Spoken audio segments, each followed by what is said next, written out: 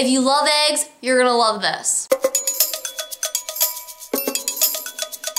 Welcome to the Real Food Roundup, where I share with you the top real food recipes, tips, and articles. And there has been some big breaking news in the nutrition world that I am super excited about. So basically, the committee that gets together and decides on the US Dietary Guidelines, these are the recommendations that come from the United States federal government about diet and nutrition and what things we should be eating and what things maybe we shouldn't be eating as much of. And they have come out and said that in their new recommendations, they are nixing the restrictions on cholesterol in food. So previously, the recommendations have said that people should eat no more than 300 milligrams of cholesterol a day, which, I mean, eating 2 eggs would exceed that recommendation. So it's a pretty strict guideline, and I'm so happy to see it going away. Basically, what the committee has come to the conclusion and is now saying in these guidelines is that the evidence for cholesterol in the diet being a bad thing really isn't there. And this is something that we've really known in the nutrition world for a while, even in mainstream nutrition education, which is still going to be behind the latest findings because it takes time for all that stuff to trickle into textbooks and everything. Even in the mainstream nutrition education, I was taught that cholesterol in the diets, the kind of cholesterol that you're eating, really doesn't have that significant of an impact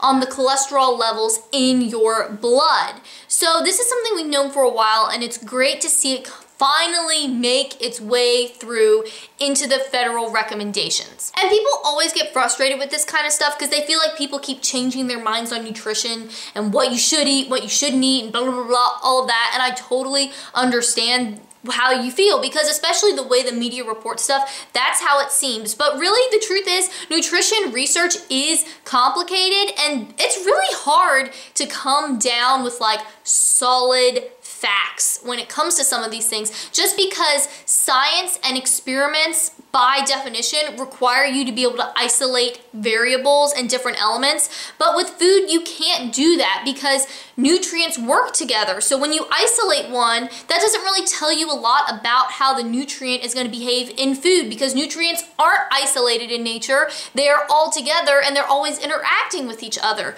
So it's really hard to research these kinds of things. Plus, you're dealing with people. People have a lot of other factors that affect their health. They have their physical activity, their genetics, other lifestyle stuff. So nutrition research is a really hard area to get really solid information a lot of times.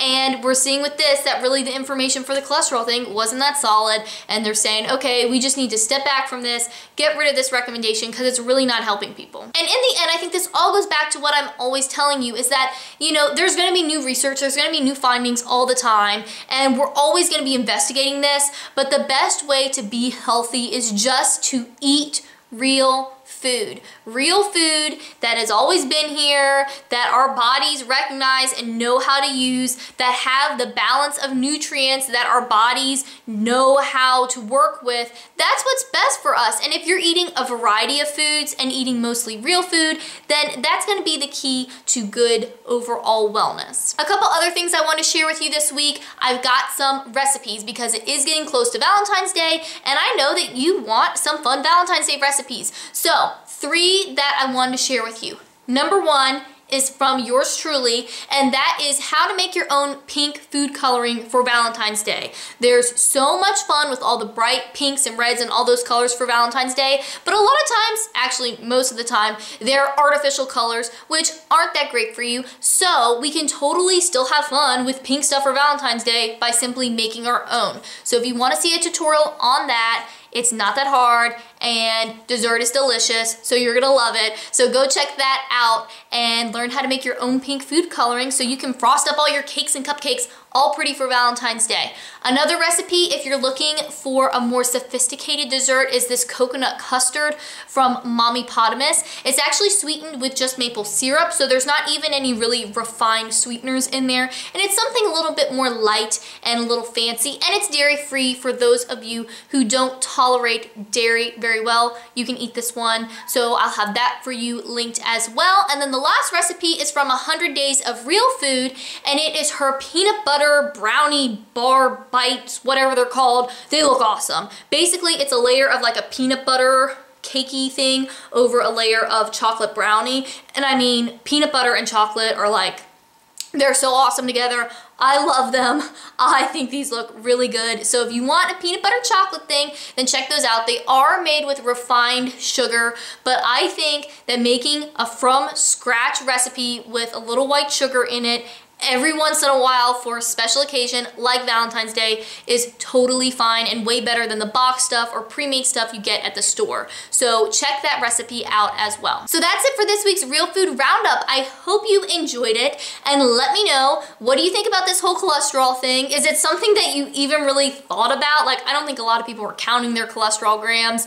It's just kind of silly, but let me know. I want to know what you think. And like with nutrition research, the kind of flip-floppiness, does that bother you? Does it frustrate you? Let me know in the comments. And if you are new to my channel and you want more real food tips and tricks, then make sure to click that subscribe button. It's totally free, and it just means that you don't have to miss any of my videos. And I know you don't want to miss any of them because I think they're pretty awesome. Eating a real foods diet is really the key to good health, but it's not always easy, especially if you're just starting out and just trying to figure everything out. But I know that if you have the information and the resources and recipes and everything that you need, that you can do it. And that's why I make these videos, because I want to make living a real foods lifestyle as easy for you as possible. Thank you for allowing me to be a part of your real foods journey. I hope you're having an awesome day, and I'll talk to you next time.